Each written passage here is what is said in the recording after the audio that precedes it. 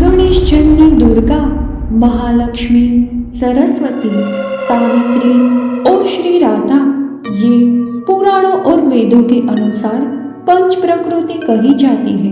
पूर्ण ब्रह्मा परमेश्वर भगवान श्री कृष्ण स्वेच्छामय है। उनके मन में सृष्टि करने की इच्छा होते ही मूल प्रकृति प्रकट हो गई। तदंतर परमेश्वर के आदेश अनुसार सृष्टि रचने के लिए 5 रूप हो गए। ये देवी अपने भक्तों पर अनुग्रह करने के लिए अनेक रूप धारण करती है। गणेश की जननी जो दुर्गा है, ये प्रथम प्रकृति है। ये शिव स्वरूपा है। ये देवी सबकी अधिष्ठात्री है। ये विष्णु माया, नारायणी, पूर्ण ब्रह्मा स्वरूपिणी आदि नामों से जानी जाती है। यश, मंगल, श्री, धर्म, मोक्ष, सुख और हर्ष प्रदान करना इनका स्वाभाविक गुण है।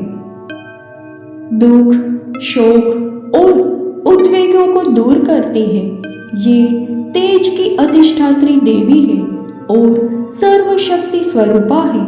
ये देवी भगवान शंकर को निरंतर शक्तिशाली बनाए रखती है। बुद्धि, निद्रा, क्षुधा, छाया, दया, शांति, कांति, चेतना, स्मृति और माता ये इनके अनेक नाम हैं। भगवान श्री कृष्ण पूर्ण पर ब्रह्म है और ये देवी उनके समीप सर्वशक्ति स्वरूप से विराजती है। द्वितीय प्रकृति भगवती महालक्ष्मी परम सत्य स्वरूपा है। ये भगवान नारायण की परम शक्ति है और उनकी प्रिया है। ये देवी समस्त संपत्ति की अधिष्ठात्री है। ये शांत स्वरूपा, संयम रूपा और समस्त मंगलों का प्रतीक है। काम, क्रोध, मद, मोह, अहंकार और लोभ जैसे दुर्गुणों से वे सहज ही रहित है। ये देवी भक्तों पर सदा ही अनुग्रह करती है और श्री हरि को अत्यंत प्रेम करती है। ये श्री हरि को अपने प्राणों से भी प्रिय मानती है और सदा उनसे प्रिय वचन ही कहती है। राजाओं के यहाँ राज्य लक्ष्मी, हर घर में गृह लक्ष्मी, व्यापारियों के यहाँ वाणिज्य रूप में निवास करती है। पापी जन जो कलह आदि अशिष्ट व्यवहार करते हैं, उनमें भी इन्हीं की शक्ति है। ये देवी भक्त वत्सला और मातृ वत्सला है। अपने भक्त जनों पर अनुग्रह करने के लिए सदा ही तत्पर रहती है। प्राणियों का जीवन स्थिर रखने के लिए ही इन्होंने ये रूप धारण कर रखा है। तृतीय प्रकृति परब्रह्म परमात्मा से संबंधित वाणी, बुद्धि, विद्या और ज्ञान की जो अधिष्ठात्री देवी है, वे महासरस्वती कहलाती है। संपूर्ण विद्याएं उन्हीं का स्वरूप है। मनुष्य को बुद्धि, मेधा, प्रतिभा, स्मृति और कविता आदि शक्तियां इन्हीं से प्राप्त होती है। अनेक प्रकार के सिद्धांतों और अर्थों की कल्पना शक्ति यही प्रदान करती है। इनकी कृपा से समस्त संदेह नष्ट हो जाते हैं। इन्हें विचारकारिणी और ग्रंथकारिणी कहा जाता है। ये देवी संगीत की अधिष्ठात्री है और समस्त जीवों को विषय, विज्ञान और वाणी प्रदान करती है। ये देवी शांत स्वरूपा और श्री हरि की प्रिया है। ये हाथों में पुस्तक और वाणी लिए रहती है।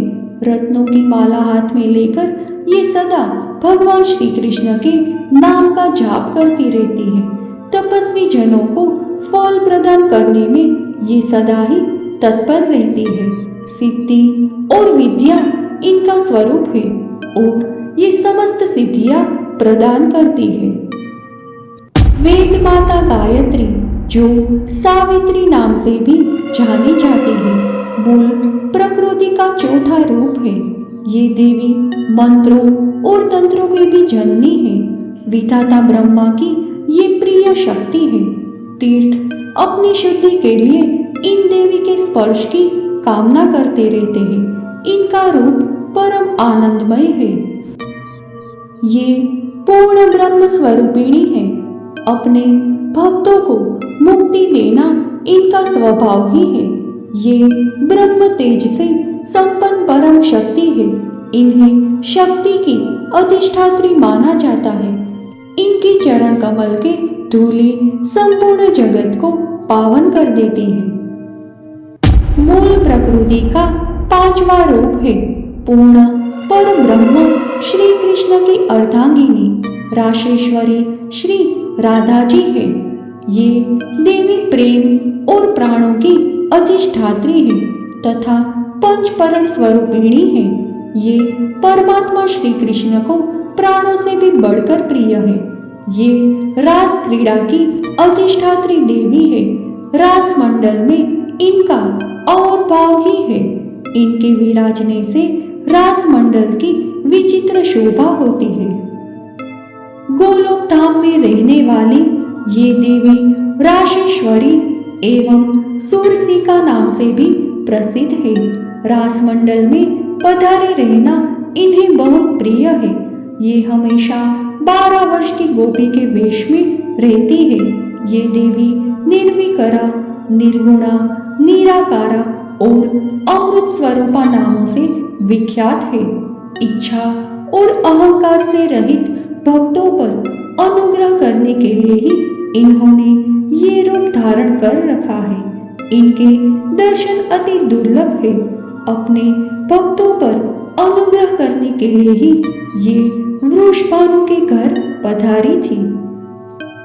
अगर पंच प्रकृतियां कौन है ये वीडियो आपको पसंद आया है तो कृपया इसे अपने दोस्तों में शेयर अवश्य करें।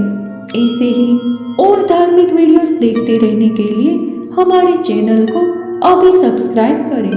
धन्यवाद।